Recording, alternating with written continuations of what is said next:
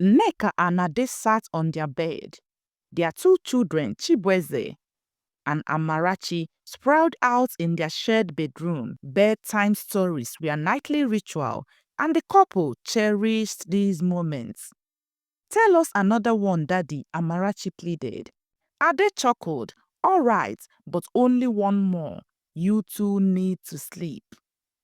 The children giggled, pulling their blankets closer as Ade began another tale. For the couple, this tradition wasn't just about bonding, it was about creating memories. They believed having their children sleep in the same room symbolized love and protection. We will move them to their own room. When they are older, Nneka often reassured Ade. For now, it seemed harmless. The room was quiet now, save for the soft hum of the ceiling fan. The children were asleep, their breaths even and deep. Ade glanced at Nneka, a mischievous grin spreading across his face. Think they are really out, he whispered. Nneka smiled, her eyes sparkling. Of course, they are fast asleep. Over the years, the couple had mastered the art of tiptoeing around their children at night, confident that their intimate moments were safely concealed. They assumed the children were too young to understand, and besides, they always waited until they were sure both kids were sound asleep. It was one of those nights when everything seemed normal. Ade and Nneka whispered and laughed quietly, convinced their children were deep in dreamland. But Chibueze stared. He rubbed his eyes and blinked in the darkness, his small body feeling the urge to use the bathroom. He sat up and turned to the side, his eyes adjusting to the faint light from the moon filtering through the curtains. What he saw made him freeze. His young mind didn't really comprehend the scene before him, but it left him curious and confused. Ade and Nneka noticed his movements and quickly stopped. Chibueze, go back to sleep, Nneka said, her voice steady but her heart pounding. I want to pee, he mumbled, sliding off the bed and heading to the bathroom. When he returned, he climbed back into his corner of the bed, but the scene had already registered in his mind. The next morning, Chibueze sat on the floor, building a tower with his wooden blocks. Amarachi joined him, her tiny hands carefully balancing on a block top. I saw something last night, Chibueze began, hesitantly, his voice low. What did you see? Amarachi asked, tilting her head. I saw Mommy and Daddy hugging, but it wasn't a normal hug. Amarachi frowned, trying to make sense of her brother's words. What do you mean? I don't know, Chibueze admitted, but it looked different. Amarachi nodded slowly. Her curiosity piqued. Though neither of them understood the gravity of what Chibueze had seen, they both felt an unspoken urge to figure it out. A few months later, Mama Ada, Ade's mother, came to visit. The lively woman brought her usual energy into the house, her sharp eyes missing nothing. That evening, as the family prepared for bed, Mama Ade noticed the children heading into their parents' room with their pillows and blankets. Where are they going? She asked, her voice tinged with surprise. They sleep with us, Nneka explained casually. Mama Ade frowned, her face darkening. Why? At their age, they should have their own space. Children need boundaries. But it's no trouble, Ade began. But his mother interrupted him. This is not about convenience, Ade. You are teaching them the wrong things without even realizing it. Children are more observant than you think. Her words lingered in the air long after she left the room. That night, Ade and Nneka reluctantly moved Chibueze and Amarachi to their own room, promising themselves it was for the best. The first few nights in their new room were a mix of excitement and discomfort for Chibuzo and Amarachi. I miss sleeping with mommy and daddy, Amarachi whispered as she hugged her teddy bear. Chibueze shrugged, his voice carrying a newfound maturity. It's not so bad. At least we have our own space now. Despite the adjustment, the children slowly embraced the change. Ade and Nneka felt a sense of relief, but occasionally wondered if they had been too hasty in separating from the kids. They will be fine, Mama Ade reassured them. It's better this way. One sunny afternoon, Chibweze and Amarachi were alone in their room, playing house. Amarachi was the mommy, and Chibweze the daddy. Let's do what mommy and daddy do, Chibweze suggested, his tone laced with innocent curiosity. What do they do? Amarachi asked. Chibweze hesitated before mimicking the gesture he had seen that fateful night. Amarachi giggled, unaware of the implications of their actions. Though their playfulness seemed harmless, it marked the beginning of a troubling pattern. As days turned into weeks, the children's mimicry became a regular part of their playtime.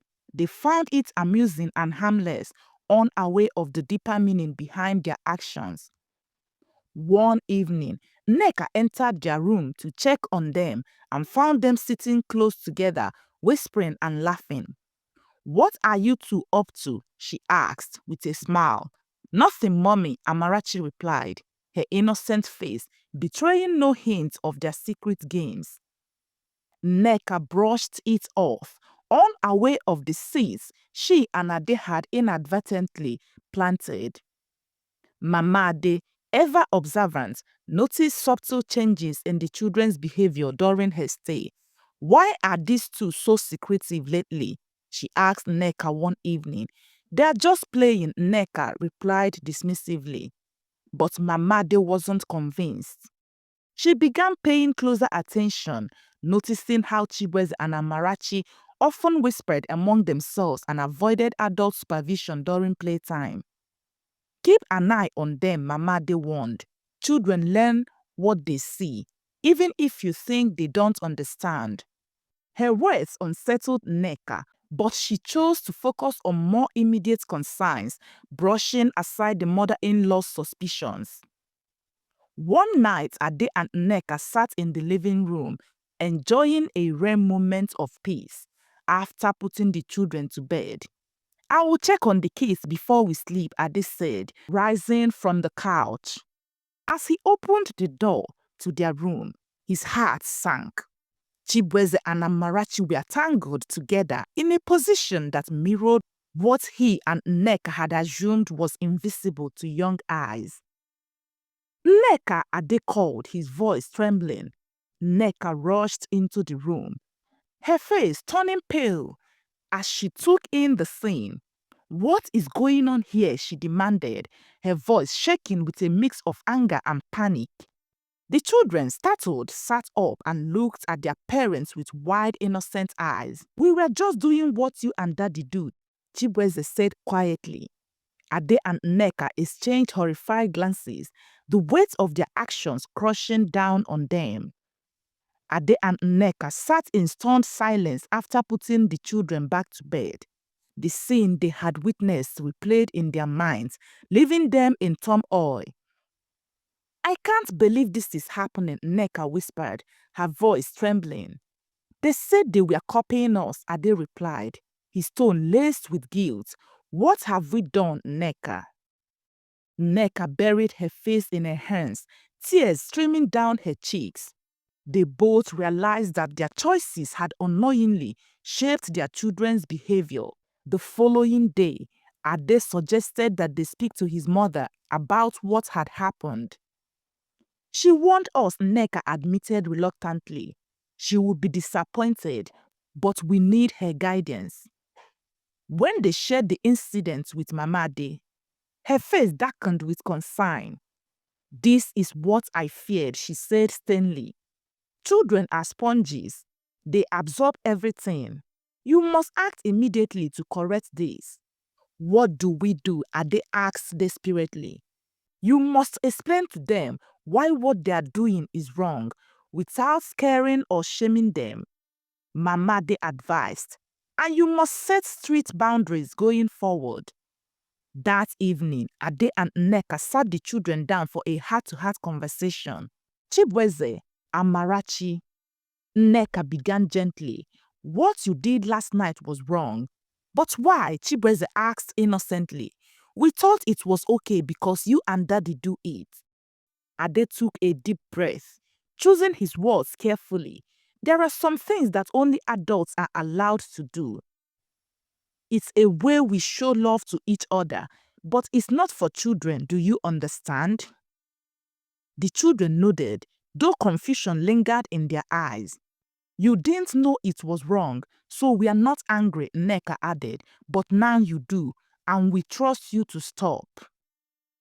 Determined to create a healthier environment, Ade and Nneka implemented new rules in the household.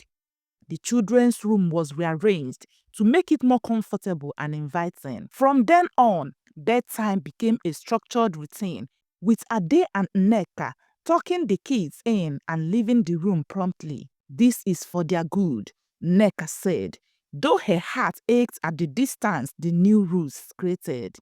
As weeks passed, Ade and Nneka struggled with guilt over their role in shaping their children's behavior. We've always tried to be good parents, Nneka said one evening. How did we miss this? We made assumptions, Ade replied. We thought they were too young to notice or understand. We were wrong. They resolved to educate themselves on parenting strategies and seek counsel from trusted friends and family.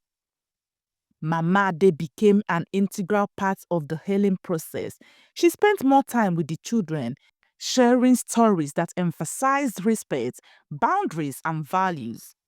They will learn from this, she assured Ade and Nneka, but only if you remain consistent. Her presence brought a sense of calm to the household, and the children seemed to thrive under her guidance. One afternoon, Chibueze approached his parents with a thoughtful expression. Mommy, Daddy, he said, I am sorry for what we did.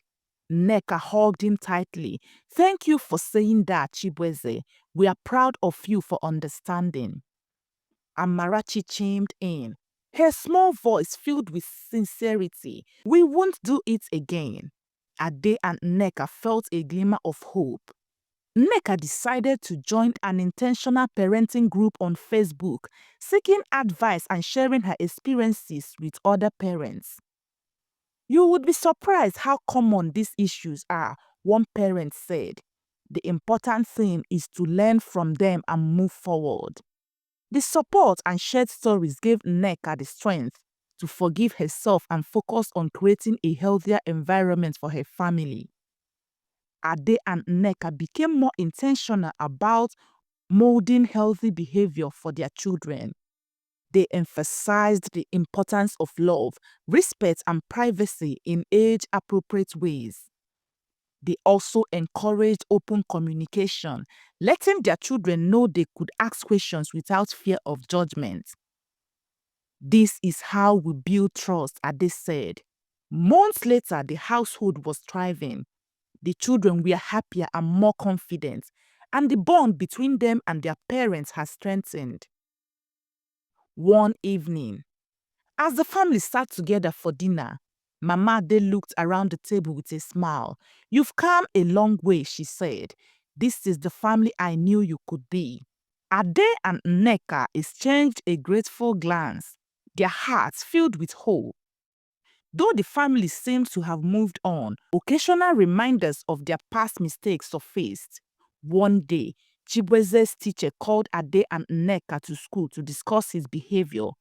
He's been asking questions that are unusual for his age, the teacher said delicately. Ade's heart sank. What kind of questions? The teacher hesitated. He asked about adult relationships. We are concerned about where he's getting this information.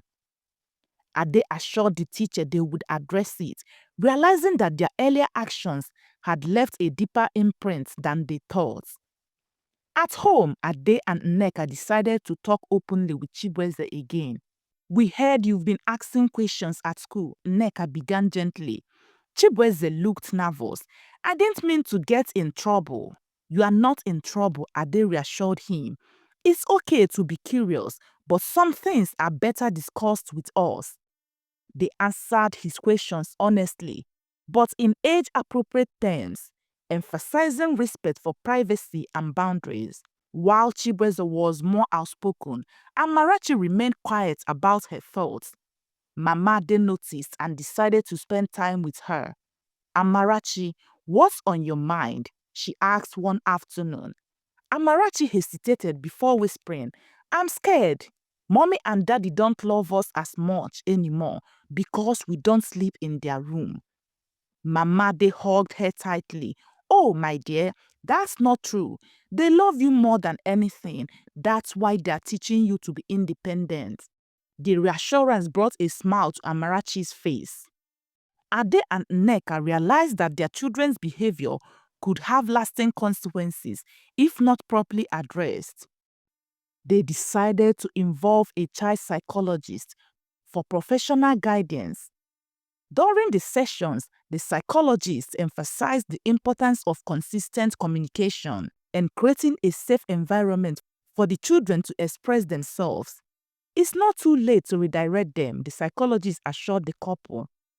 Nneka shared her family's experience with her parenting group, and the response was overwhelmingly supportive. Thank you for being so honest, one parent said. We've all made mistakes, but it's how we handle them that matters. The group discussed ways to create healthy environments for their children, exchanging advice and resources. The bond between Ade, Nneka and their children grew stronger as they worked together to build trust. They established family traditions like game nights and storytelling to foster closeness. Do you remember when we used to sleep in your room? Amarachi asked one night, giggling. Ade smiled. We've all grown since then, haven't we? The laughter that followed was a sign of their progress. Before leaving for their hometown, Mama Ade shared a heartfelt conversation with Ade and Nneka. You've learned from your mistakes, she said. That's what matters. Keep guiding these children with love and wisdom. Her departure left a void, but her lessons remained with the family. Months turned into years and the children continued to thrive under their parents' guidance. Chibueze excelled in school while Amarachi's creative talents blossomed. One evening, as the family sat together, Ade reflected on their journey. We've come a long way, he said. I'm proud of all of us. Nneka nodded. Our story is a reminder that no family is perfect, but love and effort can overcome anything. This family story inspired others to reflect on their parenting practices and make positive changes. Years later, as Chibueze and Amarachi prepared to leave for university, Ade and Nneka watched them with pride. You've raised two incredible children, Mama Ade said. We couldn't have done it without you, Mama. Nneka replied, her voice filled with gratitude. As the family laughed and shared stories, they knew that their journey, though marked by mistakes, had ultimately been one of growth, resilience, and love.